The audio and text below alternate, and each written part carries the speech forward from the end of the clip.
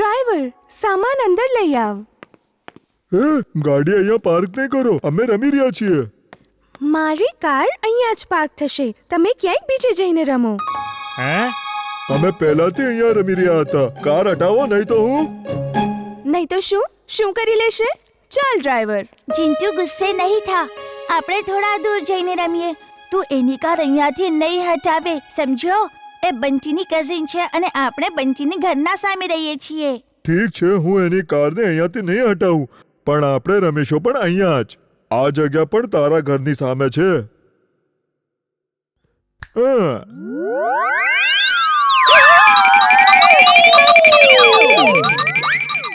ચિંટુ જલ્દીથી જાદુ હટાવ. કાર નીચે કર. એણે કાર હવામાં જોઈ લીધી છે. હમણાં લો.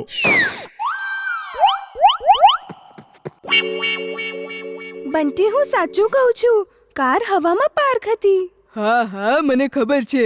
વીર મારી સાથે તો વારંવાર આવા જાદુ કરે છે. એ જાદુગર છે, જાદુગર. તો તું મમ્મી દાદીને કેમ નથી જણાવતો? ઓફો, મેં કેટલીય વાર જણાવ્યું, પણ પછી વિના પુરાવા પ્રૂવ નથી કરી શકતો. તને ખબર છે, ઘણી વાર તો હું બધું ભૂલી જ જાઉં છું. અચ્છા, ચાલ આપણે એની જાસૂસી કરીશું અને એનું જાદુ શૂટ કરીને એ પ્રૂવ કરી દઈશું કે વીર જાદુ કરે છે. ઓકે બબલી, આજથી આપણે બંને છીએ બંટી બબલી જાસૂસ.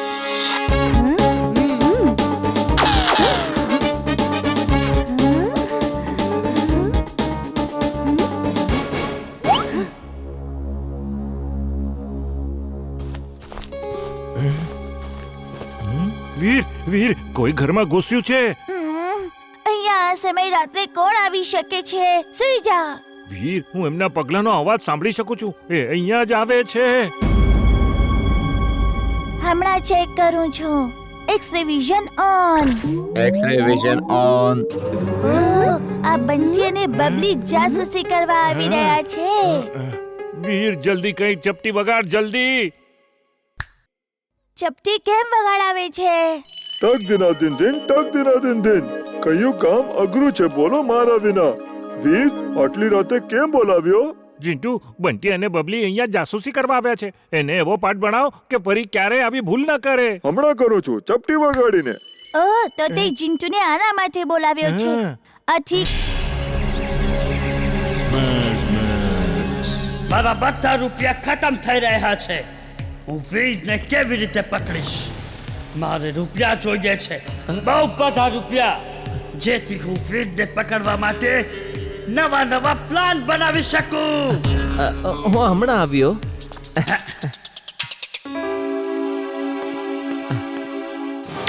આ શું છે? આ 530 રૂપિયા છે. જેમ ખર્ચ કરવા હોય કરો. મારી મજાક ઉડાડી રહ્યો છે? તું નકામો છે, સાવ નકામો. આ જવું તને નહીં છોડું. તું મારા હાથથી બચીને નહીં જઈ શકે. બોસ, મારી ભૂલ તો જણાવો બોસ. હા, ઓછા છે તો કહો બોસ. ફુરસત ગજમાં જેટલી બેંક છે બધી જ લૂંટી લઈશ બોસ. યસ, આઈડિયા સરસ છે.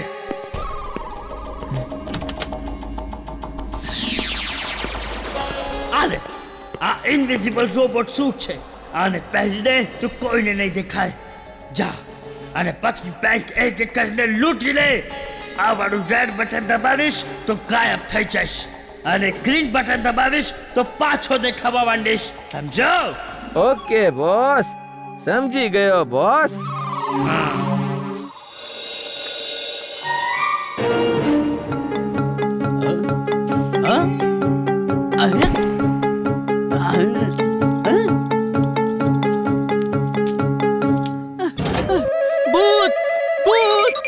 ભૂત બેંક લૂંટી રહ્યું છે.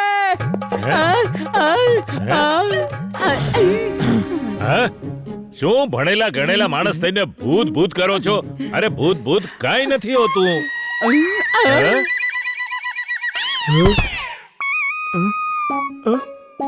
અચ્છા, ભૂત નથી હોતું તો કહો, તમને કોણ પીટી રહ્યું છે?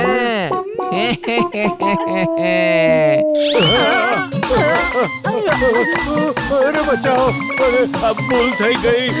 બચાવો, નહીં, બચાવો.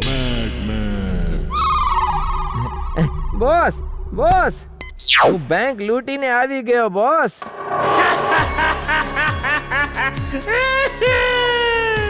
તું બહુ કામનો માણસ છે ટિમ્બકટુ. ઘણા દિવસ થઈ ગયા, ઢગલાબંધ રૂપિયા જોએ. આ બેંકના ખજાનાનો વરસાદ કરી દે મારા ઉપર.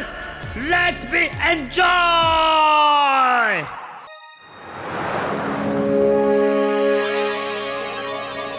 વીર, આટલો પરેશાન કેમ દેખાય છે? શું થયું? વીરને 3 જગ્યાએ એક જ સમયે જવાનું છે, એટલે એ ચિંતિત છે.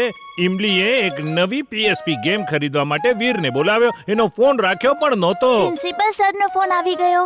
એમણે મને લાઇબ્રેરીમાં બોલાવ્યો છે. ત્યાં કંઈક કામ છે. અને હા, જ્યાં વીર ત્યાં જવાનો હતો ત્યાં દાદાજીનો ફોન આવ્યો કે ડાઉનલોડિંગ ચાલે છે. જ્યાં સુધી ડાઉનલોડ પૂરું ન થાય ક્યાંય નહીં જતો. કેમ? ડાઉનલોડ પછી કમ્પ્યુટરને આ રિમોટથી ઓફ કરવાનું છે.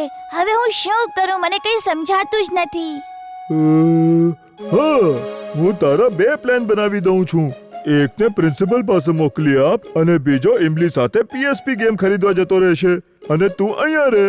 ના ના, પ્લીઝ, તું મારા ક્લોન નહીં બનાવતો. ચહેરો તો મારા જેવો હશે, પણ અક્કલ તારા જેવી બનાવી દીધી તો બધી ગડબડ થઈ જશે. કેમ? મારી અક્કલને શું થયું? તો બસ આમ જ મજાક કરી રહ્યો હતો.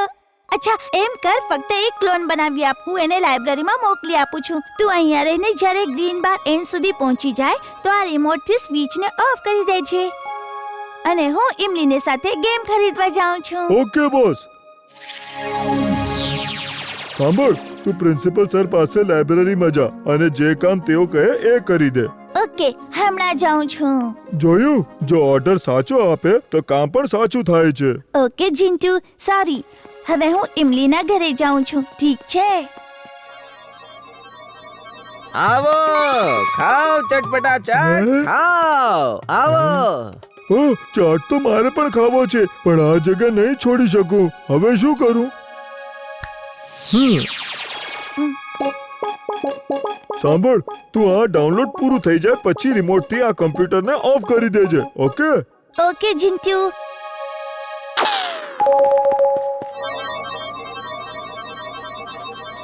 આ તો થઈ ગયું. હવે ચિંટુને પૂછું છું બીજું શું શું કરવાનું છે.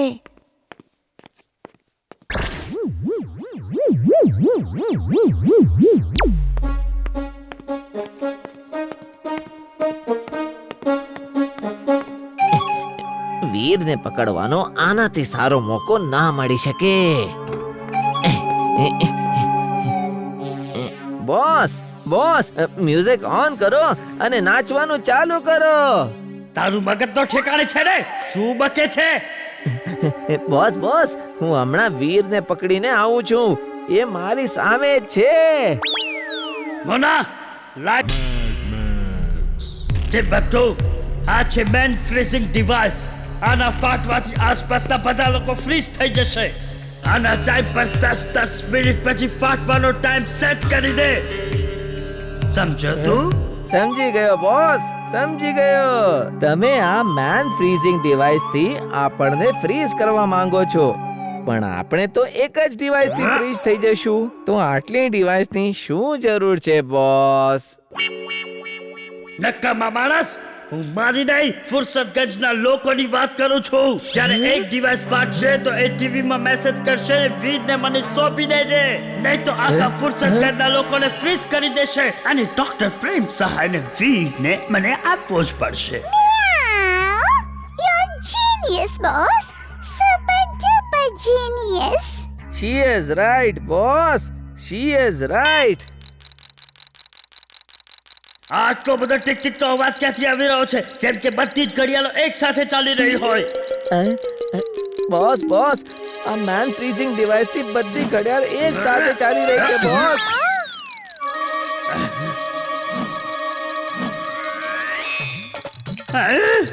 રિમોટ બટન ઓફ કર જલ્દી. એક સાથે ફાટી જશે તો ખબર નહીં, આપણે બધા બરબાદ થઈ જઈશું.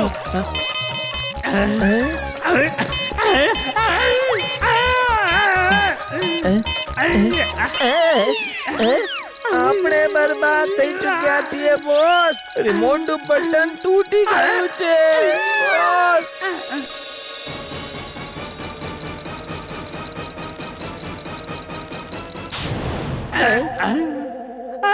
ટિમ્બક્ટુ જા અને આ ફુરસતગંજમાં ડિવાઇસ લગાડી દે. જા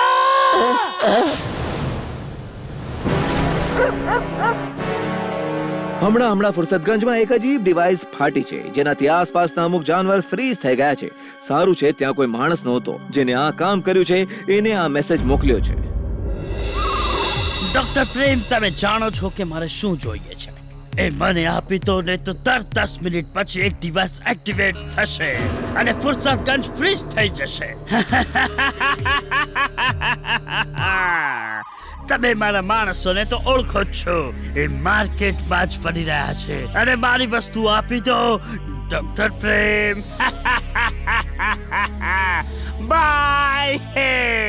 આ તો મેડ મેક્સ છે. વીર, આપણે મેન ફ્રીઝિંગ ડિવાઇસ શોધવું પડશે એ પહેલા કે ફાટી જાય. આટલી જલ્દી બધી ડિવાઇસ કેવી રીતે શોધીશું દાદાજી?